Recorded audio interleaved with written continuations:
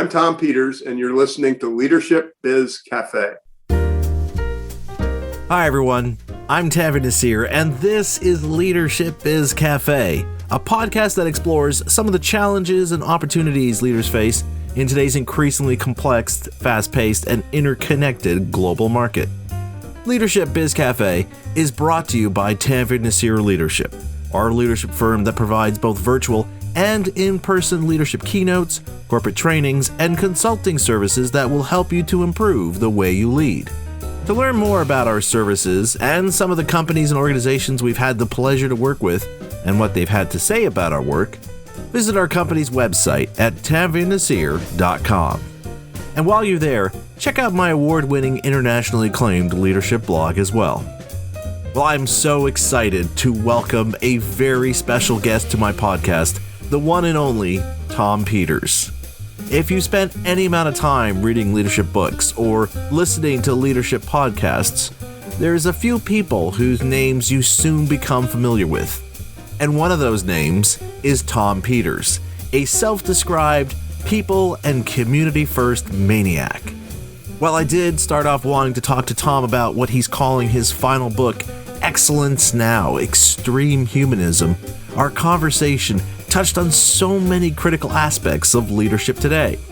I know many of you have shared with me that you often jot down notes while listening to my podcast. Well, I could tell you, you better get ready, as there are so many Tom Peters gems to be found in our conversation. And what I love is how effortlessly he shares them in our wide-ranging conversation. And yes, there are many times where I was pretty much like you right now, sitting back and listening to Tom as he shared his insights, including at one point talking about something he's never shared before. It is truly such a treat and honor to be able to have Tom on my podcast and share a part of our conversation with you. I have no doubt you'll notice the excitement and joy in my voice to be able to chat with one of the preeminent leadership thinkers out there. And now, here's my conversation with Tom Peters about leadership, empathy, excellence, and making a difference. Hi, Tom. Welcome to the Leadership Biz Cafe. Thank you. It is a great pleasure to be here. And as an American, it's always a thrill to be speaking to Canadians. You guys are so much better than we are. Well, Tom, I probably insulted a third of the audience when I said that. Well, I do have to tell you, Tom, and I'd start our conversation by telling you both what an honor it is to have you on my show and how thrilled I am to have the chance to speak with you about your work and leadership craft. I know in your latest book, Leadership Excellence, Extreme Humanism, you opened up about this being your last one. You mentioned how your work is a product of being on the shoulders of giants, maybe whom you list in your book. And so taking that perspective into account in terms of how we're going to approach today's conversation, I would say many of us, myself included, see you as being like our favorite teacher who's helped us understand the nature of leadership and how we should be approaching leadership and really to bring out the best in those we lead. And, you know, that's through your writings, your talks, and your tweets, because you and I both follow each other on Twitter. So I've been reading with much relish the tweets you send out there. And so I really appreciated how you helped us not only get a better understanding what it means to lead, but also what we should be doing to bring out the best in ourselves as well as in those around us. So for me, I'm looking at this as a conversation between a teacher and a student after hours. We're actually getting to have those honest conversations about the craft and to basically learn from you and to pick your brain and gain more insights. So I hope that sounds good to you as how we're going to approach today's conversation. No, it doesn't sound good. Not buying your act. We are two people who care deeply about the same subject having a conversation. And I got lucky in 1982, and a whole lot of people bought a book that had an initial print run of 2,500. But you worry about this day and night. I worry about it day and night. It's just two guys over a cup of coffee or a glass of Chardonnay or whatever it happens to be. Fair enough. I don't happen to drink, so I don't get to do the Chardonnay anymore. I do drink the coffee, so I'll definitely join you on a cup of coffee for that one. And now, in your latest book, Excellence Now, Extreme Humanism, you do cover 15 topics alongside with 75 to do. So there's clearly no way we're going to cover all of that in this show. Oh, damn. I thought that was the point. Yeah, it's going to be the speed round, Tom, right? I'm going to have a little ticker going on. And we're going to see how many we can cover in 2 minutes. But what I would really like to do is kind of touch on those elements, which I think are really timely in terms of a lot of the conversations being had right now, and to really get your insights, to really encourage people to think and maybe even rethink how they're approaching it, how they're viewing it. And I think a great place to start this, and it's a quote of yours I've seen you share on Twitter and elsewhere, and some of the documents, PDFs you've shared out freely on your site and through your links you've been sharing on Twitter. And it's this statement you write in this book that excellence is not an aspiration. Excellence is not a hill to climb. Excellence is the next 5 minutes, or it is nothing at all. And what I love about this statement is that it gives us that permission and ownership to basically say, we got to make an effort in this next 5 minutes to do better now. Like whatever happened before, now's the opportunity for us to improve, get better. And once we do that, hey, we got now another 5 minutes to do that again. And it's important to note here that it's not about narrowing our focus to 5 minutes, because I know right now there's a lot of short-termism, as like people like to refer to it, where we're really looking on short-term goals. How can we make this quarter better? And that's it. But it's really about understanding how in that 5 minutes, we have the ability as leaders to make an impact, to create a ripple that is really going to go through our organization. Yeah. So I really would love for you to touch more on this and share your insights into this brilliant statement, Tom. Well, in the chit-chat that you had before we went on the air, as it were, you were talking, or we were talking about body language and how a leader can walk into the office with a frown on his or her face. And no matter what their message is, including a good news message, it's the frown that is remembered. And that's the story. I mean, you'll get a kick out of this because of your medical training. I had this hypothesis, and I checked it out with a friend who is a rather renowned psychiatrist. And I said, Steve, give me leader X. If I can view the last 10 line or longer emails that she or he wrote, I can do a complete, technically accurate psychiatric diagnosis of that person. And he had a smile and he said, I don't think you're going to go all the way. But he said, your point is incredibly well taken. Let me tell you the teeniest story in the world, but that's what we're talking about this next 5 minutes. My wife and I have, somebody who helps us with our finances, and that person retired, and we're working with someone else. I live in Greater Boston. They're in Boston, and I get an email from them. I remember it took me 6 months to figure it out. And the email always starts, "Hi, Tom, comma, space, and then the business." And then after that, it says, "Hope you have a good day, comma, space, Barbara." And suddenly it hit me between the eyes. I mean, I love it. It's just taking that extra little time to use the name and personalize it, because the average email starts out with, we're behind by 2 minutes, 2.5 days on this thing, and now we have to get to work on it, and I want to hear your list of 5 things, and so on. And and the stupid little "Hi, Tom," it sets the tone. And I really would like to say excellence is the next 60 seconds. But either way, 60 seconds, 5 minutes, it's totally the next moment. I have a pretty good reputation as a speaker.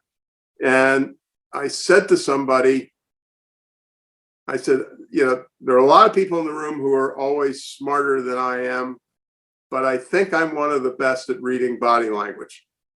And fundamentally, it's about locking eyes with somebody in the second row and watching in some way that is not technically accurate, but is real, watching their reaction to what I'm saying. And, but that's the next 5 minutes, or more important, the next 5 seconds. It's being, really, really sensitive to that. Incidentally, another thing that you and I touched on in our opening conversation, which is tied to this, but we can stick on the excellence in the next 5 minutes, is if you want somebody who reacts to somebody else's body language, be kind of nice if you hired them based to a significant degree on their empathetic. Now, I'm not arguing EQ, the emotional quotient. I'm not arguing about whether it's accurate or not accurate. Hire for empathy. I mean, it's one of the big things that I say, and I say it much more vocally, as it were, in this book than I have in the past. There's a guy who's a biotech CEO, and he said a lot of our secret of success is I only hire nice people. And he said, now look, he said, there are degrees, university degrees in my field where I can't even pronounce the name of the degree, let alone know what it's all about. But he said, okay, he said, guess what? There are actually a lot of people who have that degree. Don't hire the jerks. I've just gone bananas on the empathy thing for initial hiring in R&D as much as frontline people at a hotel, and times 10 when you're making a promotion. And some of the people who are listening to us are in pretty big companies. And one of my arguments, it's in my top 10 list, is by far the most important asset in any mid-size or larger organization is the full population of first-line managers. First-line managers are responsible, no exaggeration, for everything. And, the research says people don't leave companies, they leave bosses.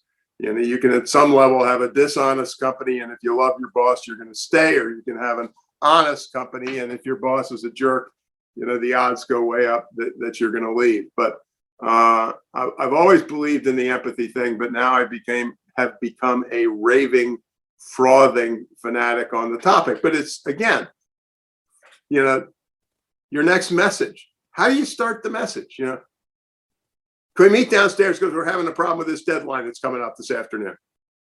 I mean, it's, you might as well say F you and just get over with it. And all you have to say is, I think it'd be a nice idea if we just took a couple minutes and chatted. Or it isn't trivial. I mean, that's another discussion. I don't know how much of it, I'm not trained well enough, is nature versus how much of it is nurture in that regard. I think a pretty heavy dose of both in reality.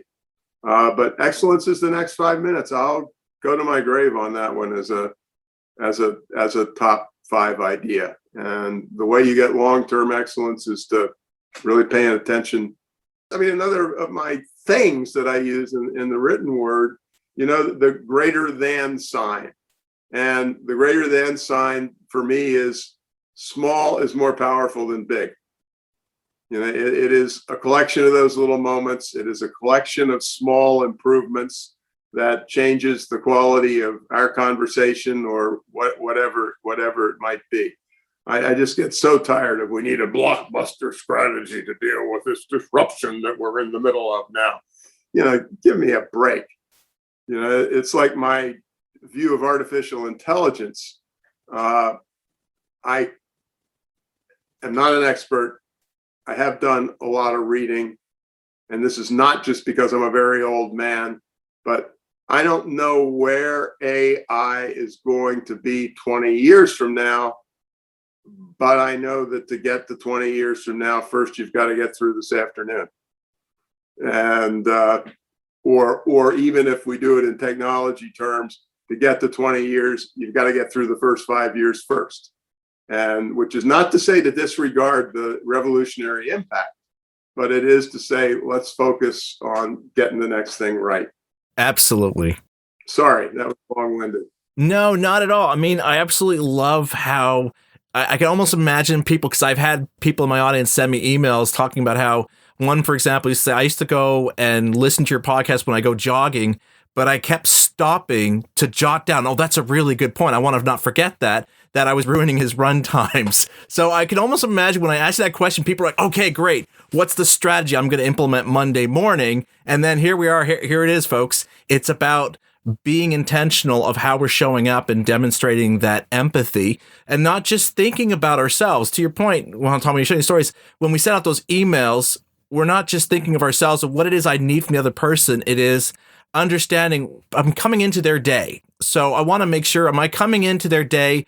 Are they in a good place, or is there something off? And if there's something off, me as a leader, is there something there that I need to address and need to take care of? And it's actually a perfect segue to something I wanted to discuss with you, Tom, because as I'm sure you've seen, there's been a lot of discussion now that we're kind of getting hopefully towards the end point of this current pandemic, where we're starting to realize that, you know what, I don't think we're going to be going back. And many leaders I've talked to have said, no, we're not going back to pre-2019 work environments, but there a lot of them are embracing what a lot of people are calling the hybrid workplace, where we're going to give people the option. Some people, if you want to work exclusively from home, fine. Some of you want like some ratio, that's okay. And if some of you just want to work in the office, you don't want to work from home, that's okay too. And in some of the discussions I've been having with leaders about this, it's been interesting to see how in that discussion, it's been less about the technology, the processes, how are we going to manage the timesheets and so forth. It's really been more about understanding, what do I need to communicate? Well, how do I connect with them? How do I now understand what are the challenges they're facing? What are their pain points they're facing? So I'm not sure if you've had those similar conversations, but do you think, as we're all, because before it would only be select industries that were welcoming this idea of remote working, now everyone's seen the benefits, they've seen the added value in terms of productivity, in terms of the bottom line. Do you think this is now going to finally open the door where leaders are now going to be saying, hey, we should be not thinking about excellence in terms of our processes, in terms of our strategies, but really in terms of how we lead our people and how we connect and build those relationships? I agree 100%, only because there's no such thing as agreeing 101%. There are a dozen things I would like to say, and I'll try to figure out a couple of the ones that I think are most important. Relative to dealing with this mixed workplace, etc., remember, there are no experts, and you've got to experiment your way in. That's absolutely, positively critical. There are some books coming, and there'll probably be 150 of them in 18 months from now, but you've got to play with it.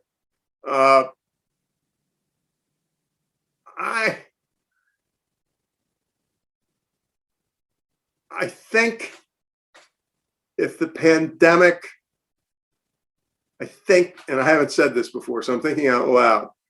I think if the pandemic were over and I was leading a group of 25 people who had worked in an office, we'd still have some physical get-togethers. You know, my psychology training actually isn't half bad.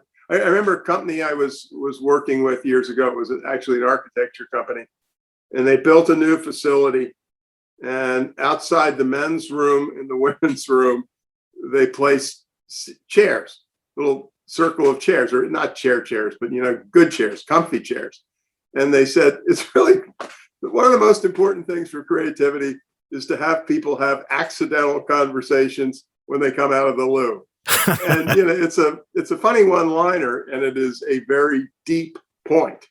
And casual interactions, I haven't read all the research. I think there actually is plenty of it. Casual interactions are just beyond important. And that worries me more than any of the technical stuff. And one, I mean, there's so many parts of it. One thing, and I don't think this is age, and you can respond to me otherwise if you think it is, but I've heard youngish people say it too. You still have this thing called a telephone. and we're Zooming, and you're frowning most of the way through. You participated, and you haven't made a fool out of yourself or anything, but something's in your head. I think it'd be a pretty good idea if you and I are on good terms, if I gave you a call afterwards and we just chatted. I mean, you said something in a slightly different context a few minutes ago, and it's such a strong bias to me. Well, you and I, neither of whom is very good at speaking Polish. We're talking about Coach K, right? And the great Duke basketball coach. And I remember him saying one time, it was the most profound thing I heard, or one of the two most profound things I heard from him. He said, 35 games a year, I never field the same team twice. Because Tom on the 15th of March is not Tom on the 22nd of March. And he also had, which also is associated with one of my favorite topics, Coach K has his wife sit in on team meetings. And he said his wife is much better at reading the body language of a player than I am. He knows that, the world's greatest three-pointer is having a three-point shooter is having a girlfriend problem. But it's the crucial part for every leader of everything all the time is, first of all, you don't know more than 2% of the person you're talking about to. And that's probably even true almost with a spouse. And besides, they are different on Tuesday than they were on Monday, and it'll be different again on Wednesday. And now obviously it's easy in the worst sense to say this in the age of the pandemic. But I said, Mary is frowning a lot and not very engaged at the meeting, and you're the boss and you're a little bothered by that. Here's what you don't know, my friend. Mary's 83-year-old mother was just given a hard Alzheimer's diagnosis 3 or 4 days ago. That's where Mary is. That's where Mary should be. I mean, it's funny. I have talked a lot about leadership in the time of COVID, and I made a smart aleck remark that was actually deadly true. I said, I got a 10-person team, and we're having Zoom meetings damn near once a day. If your attendance record is perfect, I got a problem with you because I know you have 3 kids, and I know you have this, and I know you have that. And the goal during the pandemic is family and community first, productivity third. And of course, which is true of all the things we're talking about, if that's the way I treat you, I'm going to have more productivity coming from you than I would have under any other circumstances. But and it's just, and again, this is an old person talking, and this is, well, it's totally relevant, but it's not. David Brooks is a New York Times columnist and a very smart guy. And he gave us 4 words that I think may be the most important that I ever heard in my life, including when, as a youthful Presbyterian, I read a lot of the Bible. Resume virtues versus eulogy virtues. And those are his 4 words. And the resume virtues are, I went to McGill, then I got a PhD at the University of Chicago. I was promoted 3 times in my first 5 years, blah, blah, blah, blah, blah. Eulogy virtues, as Brooks put it, eulogy virtues are, what do they say about you at the funeral? What do they say about you at the funeral? And they do not talk about your 4.1 grade point average at the University of Chicago's PhD programs. I used to use this on a PowerPoint slide. I would have a tombstone, and it would say $14,273,618.04 net worth of the individual at the stock market the day that he died. There are no tombstones with net worth on them. That is not the measure. But I mean, the thing that's, I know it's tough about these conversations. We need to hire good human beings. We need to promote good human beings. We have to behave as good human beings.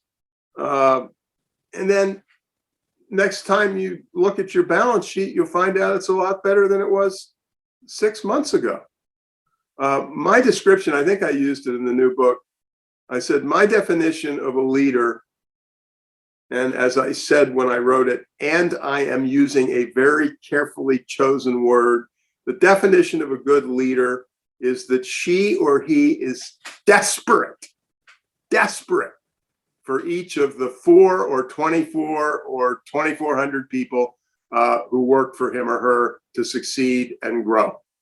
And you know, that's the eulogy virtues, that's the balance sheet virtues. And I said to somebody, I have 4 quant degrees from leading institutions, but if you want to understand everything that I write about, you must show me a signed certificate suggesting that you successfully graduated from the 4th grade. You know, that's it. That's it. That's all that's required. It's about human beings treating other, and it's just, I mean, I know this is little trivial stuff, but and I just jumped on somebody at Twitter. They said, people are our most important asset.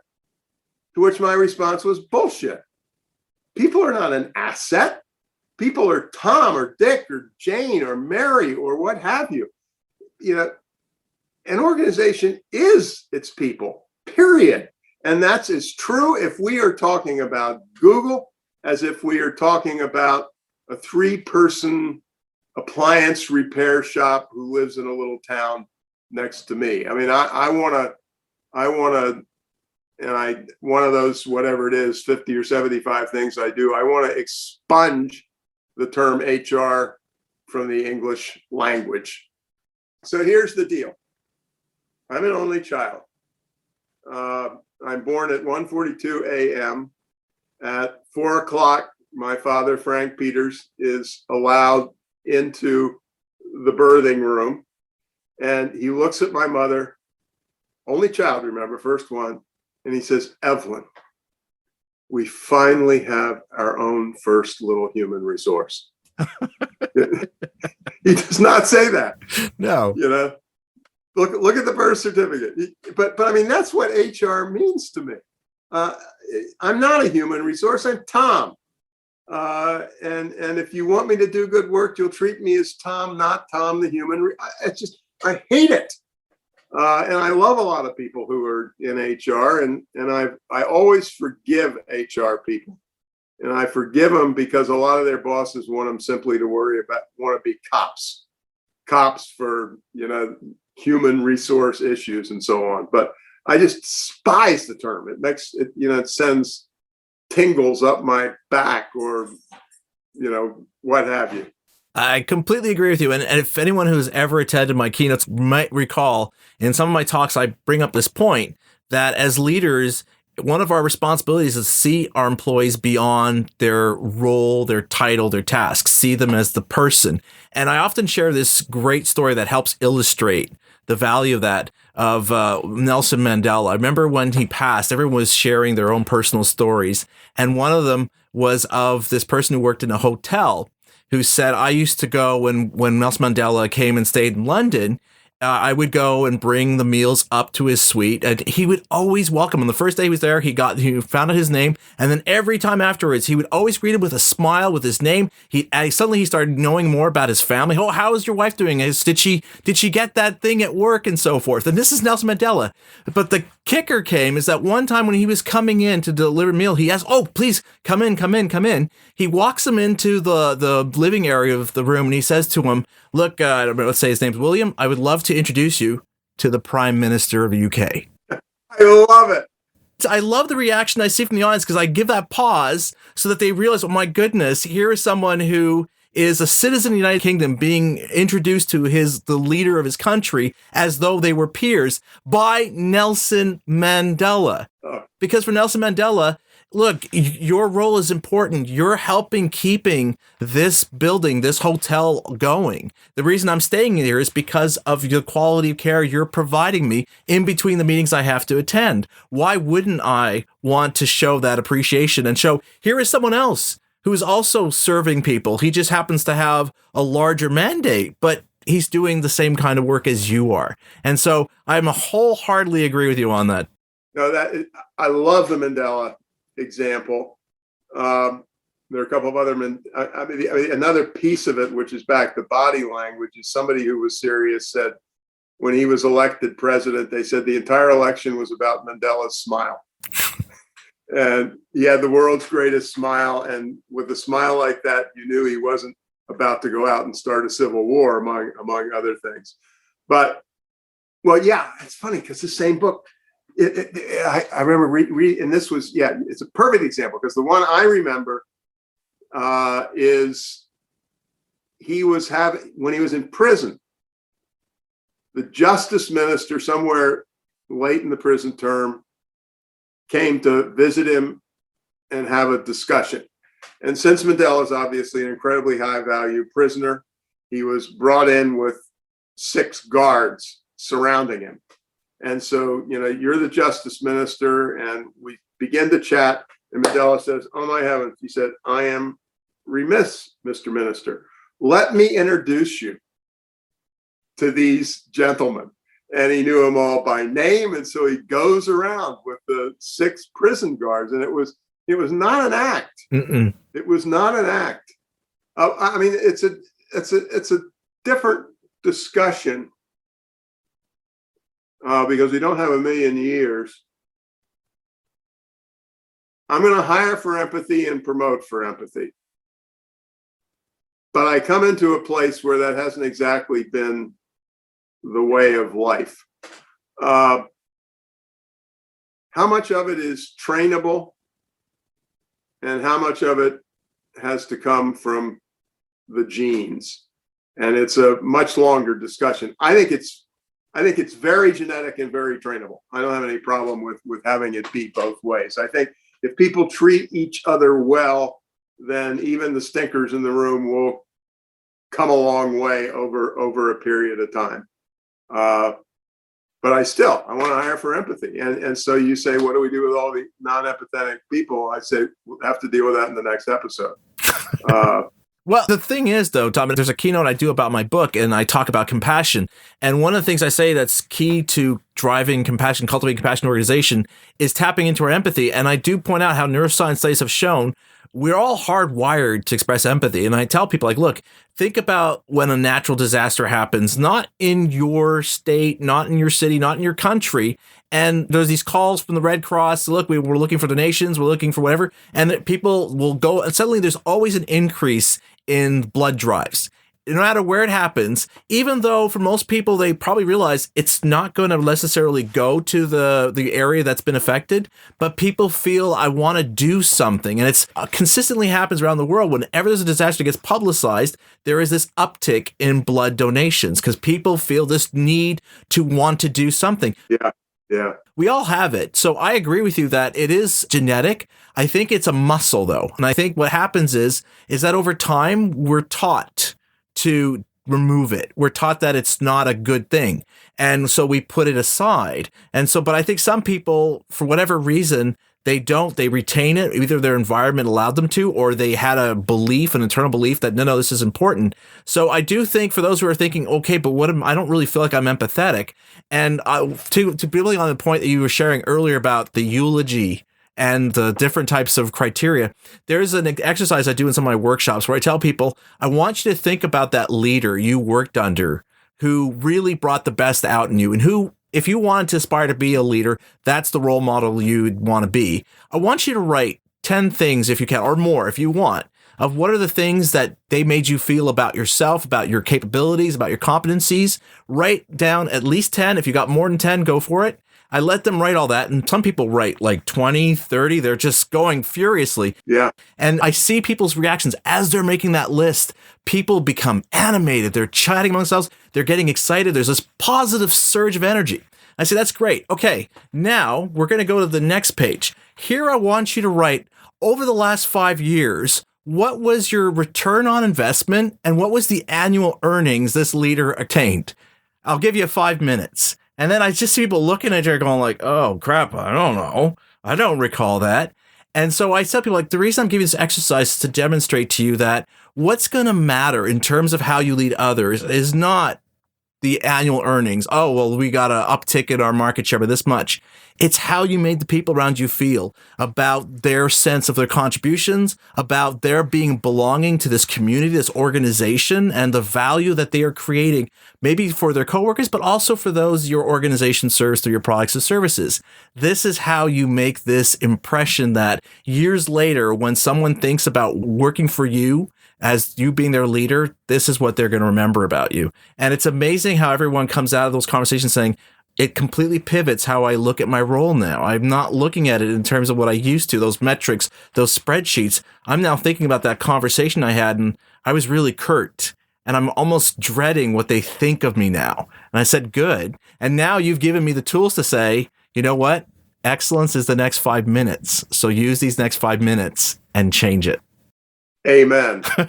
No, I love the exercise. I think it's absolutely brilliant. And I can't respond to that. There's not a semicolon that I would change in the printed version of what you've said over the last 90 seconds. I completely agree.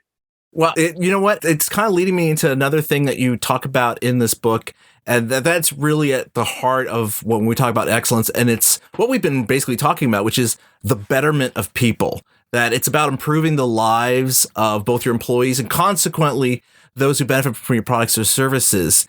And, you know, again, if we think about all the things we're talking about, and we can all relate to this, where, you know, you'll have an interaction with somebody and they do something. There's this touch point where maybe they compliment you. Hey, by the way, I really appreciated you bringing up that point in that meeting about this thing. I hadn't thought about that. Or, you know what? Thanks a lot for bringing this book to my attention. I'm really enjoying it. And how that simple, subtle little conversation really makes our day a little brighter.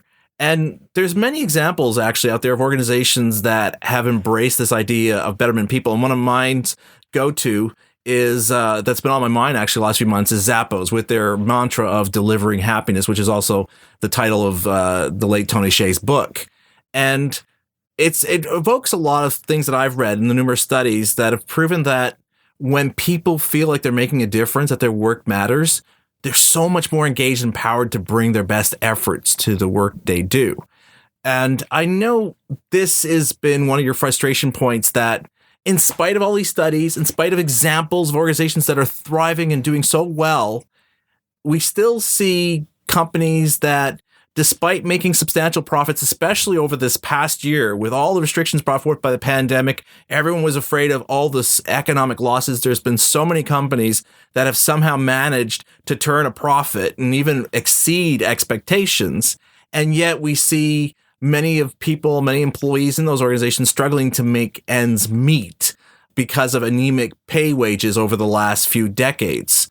So I think we've made the case for how it's so simple for us to pay attention to people and being intentional while we show up. So for those leaders who I know who are listening, who want to be that kind of leader that when they think about those best leaders that brought out the best in them, they want to be that to the people they lead. What are the things they should be focusing on in terms of their efforts and the efforts of the organization towards the betterment of the people both they lead and those they serve outside the organization?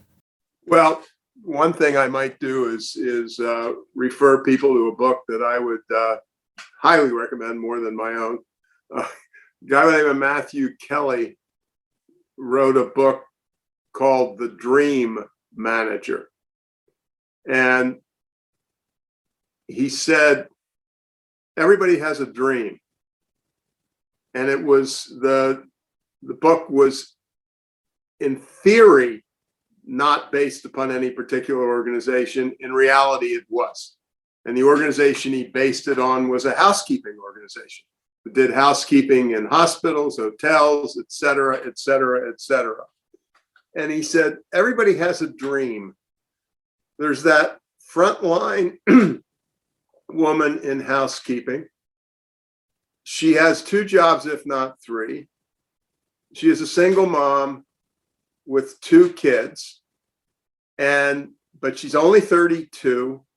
And if somehow she could find just a little extra money and time to get a degree at a community, not to get a degree, to take a course at a community college that might start her on a different trajectory. And he said, your goal number 1 as a leader is to help people fulfill their dreams. And it gets back to everything we said in the conversation. The dreams are not to become the next Prime Minister of Canada or President of the United States. It's the dream that just to have a chance to spend a little more time with my father who's sick, or what have you. And then he says, which is again exactly what you said in your comment, if you help people fulfill their dreams and grow, they will not help you, but they will help. Together, you will create an organization which is much more effective relative to its clients. And I just have loved that. And I mean, the great thing about it was I had confirmation that it was a true story, because I gave a speech to a group, and the president of the company who he was modeling in the book was there. And she was absolutely fantastic. And we talked about the same thing.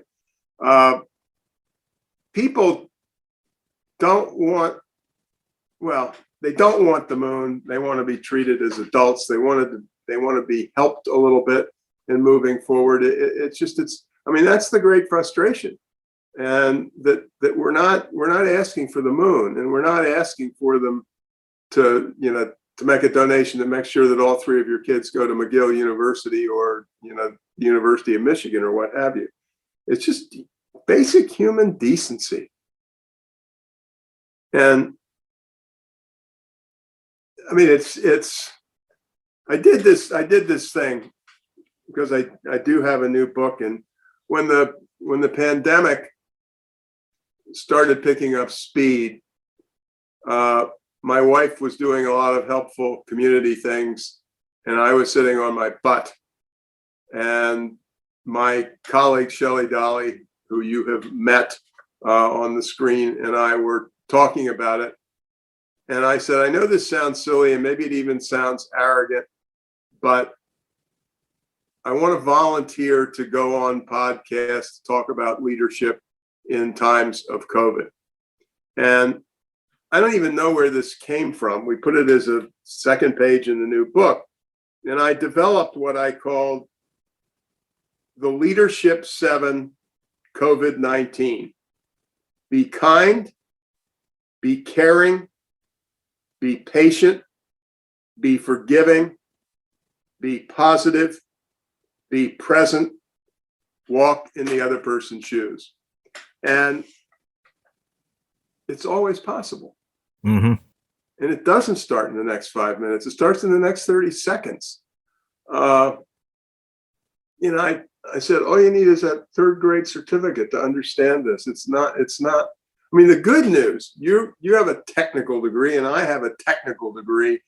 The good news is that all this soft stuff's got a ton of very hard research behind it. It's not you and I who are saying, oh, it'd be really, really nice if you did this. It would be really, really nice. But guess what? Here's my little list of 115 refereed articles which describe the power of doing X or the power of doing Y. It's there. I mentioned to you that I have this wonderful book recently came out called Compassionomics, written by 2 MDs who are hard-nosed researchers with a capital H in hard. And it is the power of compassion, I believe in general, which is why I love the book, but in the world of healthcare. And because of a million different things, you guys are a little better than we are, maybe a lot better than we are. Compassion has taken a dive. And I mean, there are 2 things I would say. There was this horrible article. I live near Boston. Massachusetts General Hospital, otherwise known as MGH, is one of the best hospitals in the world. They did some research that was reported in the Boston Globe a year or so ago. The average nurse now carries a tablet. as he wanders around the hospital. And you're the patient, and I'm the nurse, and I'm with you for 4 minutes, which is a long period of time. I probably can't do that very often. During the 4 minutes, I spend most of my time entering stuff in the tablet. Mm-hmm. And what they discovered, and I think probably we have this in common, is they measured it. And literally, eye contact between nurse and patient has gone down by 70% over the course of the last few years. And eye contact makes people well. And there's just a million tons of research. There's a woman who lives near me. Her name is Ellen Langer, and she's one of the top 3 experimental social psychologists in the world, for God's sakes. And not many people disagree with that. But she started early on, and the one example I remember reading, which I love, if a patient in the hospital has greenery outside her or his hospital room, the recovery time will be reduced by 20%. It's just, there's a living thing. I mean, it's eye contact with the nurse, but it's also, as I come out of surgery and whatever, there's a living tree. I mean, this stuff is just so powerful. And I would say for the umpteenth time, powerful and measured. And you can do it in the next 5 minutes. But this book, Compassionomics, is just phenomenal. They have the magic number 37. If a doctor makes 37 seconds worth of eye contact with, for example, a cancer patient in a discussion, side effects from the surgery go down, time in the hospital goes down, just these dramatic numbers that come from looking you in the eye for 37 seconds. And then in our case, our healthcare system, which is, I believe, screwed up a lot more than yours, the double tragedy is that nurse who is entering data, something like 2/3 of the data is financial data. Your towel is dirty. Who do we bill the towel to, for God's sakes? Okay. Well, as I mentioned, Tom, earlier at the beginning of this, you write in the book that this is your last one. And you've essentially said over the last 4 years that all that needs to be said about excellence is the pursuit of it. And it's not often I get to speak to somebody who's reached that point. So I have a question to you that I never get a chance to ask other guests on my show. And that is, You mean young guests? Is that what you're trying to say? No, I'm not going to go there. It's more career oriented. Career oriented. But I wanted to ask about leadership and legacy. Several years ago, I wrote a piece called "What Will Your Leadership Legacy Be?" And in it, I make the point about how your leadership is not about you. It's about the people you lead. And then from that lens, we realize that it's important we reflect and ponder on what is it that we are leaving behind for our employees in terms of what they can take with and build and grow upon it going forward, so that that becomes our legacy, rather so that it's continuing on without us. So I'd like to ask you now that question about how you see your legacy being and what you hope will grow and evolve from all the efforts you've made. And I expect you will continue, and I hope you will continue to make, about encouraging us and pushing us and dragging those of us who are reluctant to understand what excellence really means and how we should be more genuine and more intentional about how we engage and lead those under our care. Well, let's talk about arrogance. But it ties to what you're saying. And I'm being unfair to Tony Robbins. If Tony Robbins walks into a room of 500 people, and I'm really being unfair, but not totally unfair, his expectation is that he's going to change 500 lives.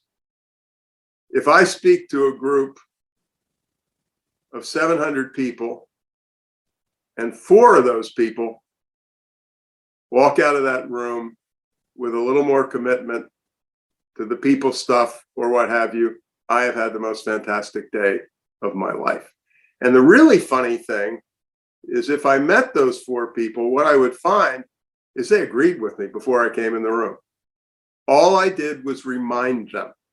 And I've had a million people who I have not. I've had 100 people or 1,000 people come up to me after a speech, and they've said, "Oh, this has been a fantastic day. I no longer think I'm weird. That these sorts of practices are not crazy." And so my view of changing people is, and my wife hates football, and so I hate to use football analogies. If you are on, to use football, either Canadian or American, if you are on your own 10-yard line, I'm not sure I can help you very much get the next 90 yards. The people I'm here for are the people who are on their opponent's 5-yard line. And my entire goal in life is to give them a swift kick in the ass and push them over the line. But it's people who are on the edge of it. It's you can I don't think very seldom do you convince people who, if they walked in thinking you were a jerk, the odds are very high they're going to walk out thinking you're even a bigger jerk. And so the legacy is just those people who, and there's a really important thing for me, because it's an awful word to use now, McKinsey and Company. It used to be not so awful a word. But, I kind of grew up working with the big companies and the big company CEOs.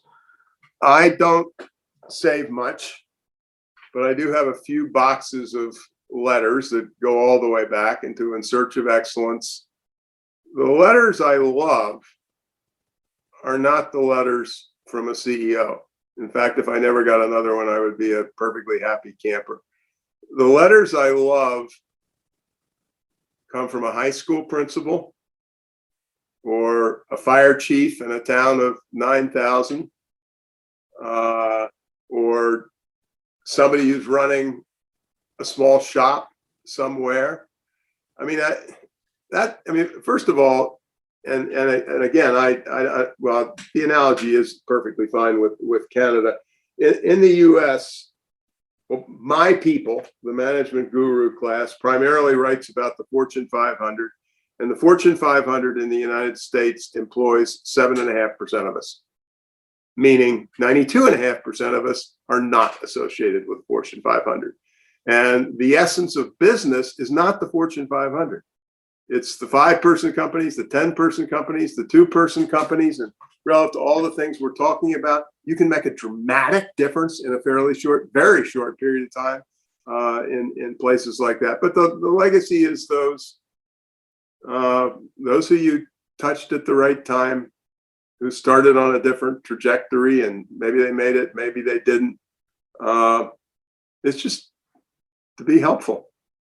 And I'm incredibly lucky on 18,000 dimensions, but one of the pieces of luck relative to this, and this is said with the opposite of braggadocio, is I have 2 engineering degrees from Cornell and 2 business degrees from Stanford. So when somebody looks at me, it is impossible for them to say he's a softie.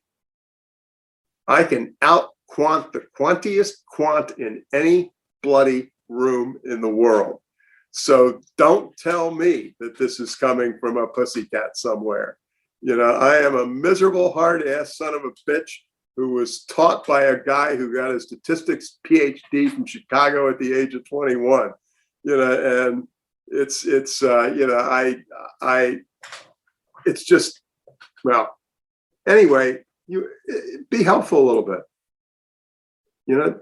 That's all. We are having a conversation. People are listening to us, and a couple of them from the things that you said, which were at least as brilliant, if not more than any things I said, or something I inadvertently said. Something might just catch somebody at the right minute. But I do want to say one thing that triggered, which I'm not sure it's totally relevant. There are 3 kinds of people, top 3, who I despise: mass murderers, child or spouse abusers, and number 3 on my list is successful people who think they deserve their success. There are 80 jillion lucky breaks, which start, I've always said my greatest secret to success was choosing my parents carefully. And, a lot of it, I said to somebody, you want to know why I'm successful? Very simple. I was born in 1942 in the United States of America of intelligent parents, and I'm a white male Protestant. And, that's the first 93%. And the rest was details. I had this wonderful, I was in London, and a gentleman was driving me around, and I don't know what we were talking about, but he said to me at one time, he said, you know what? There are two kinds of people who sit in the back seat of this car. The people who remember their roots and the people who think they deserve to be back there. And I said to him, look, I was never a philosophy major, but that hangs in with Plato at his best. And it really is true. There are, a million strokes of luck along the way, and you do your best and you try to be helpful. Maybe the most moving day in my life. My mother died in 2005 at the age of 96. My mother and father didn't have two pennies to scratch together, and there was I lived in Annapolis, Maryland, a private school near where we were. The public schools weren't very good that they wanted me to go to, and they didn't have the money for it. It was not one of those New England prep schools, for God's sakes. It was the opposite. And so my mother, who had been a stay-at-home mom, started teaching. And she taught the fifth grade for years and years and years. So we had my mother's memorial service, and needless to say, I gave an incredibly brilliant memorial service speech.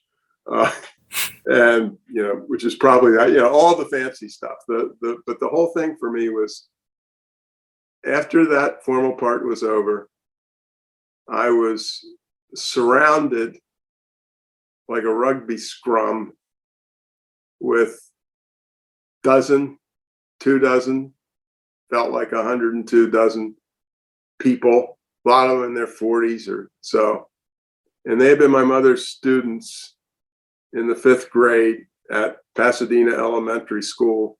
And I heard the same sentence over and over. That 1 year with your mother made the biggest difference in my life. And, which is, kind of to that point. And I want to say this clearly to everybody who is listening to us. On Twitter, somebody somewhere who was in my feed said something like, Elon Musk is one of the two most extraordinary people on earth. And I responded and I said, I admire Mr. Musk.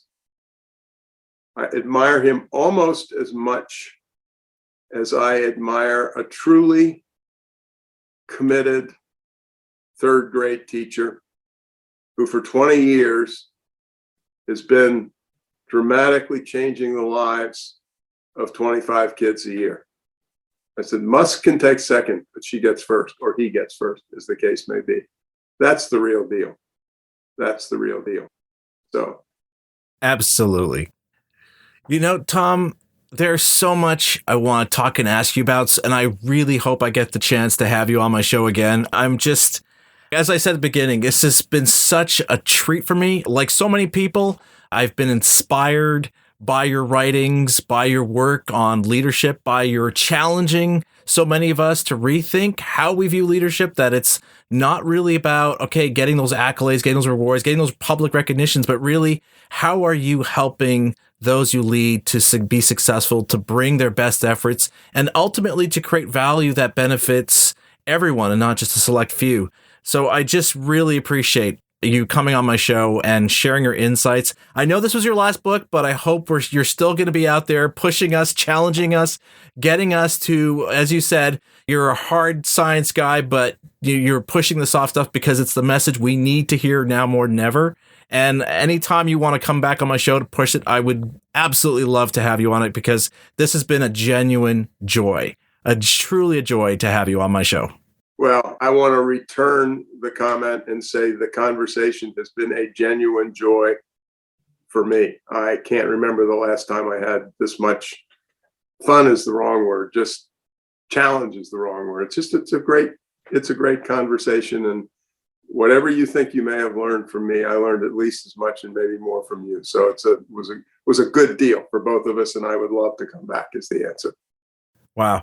That's a gold star from one of my favorite teachers. So that's going to go up on my fridge. Thank you again, Tom, for coming on my show. I really appreciate it. Well, my great pleasure, and take care. There are some conversations which, long after you've had them, you can still remember them fondly as a cherished memory.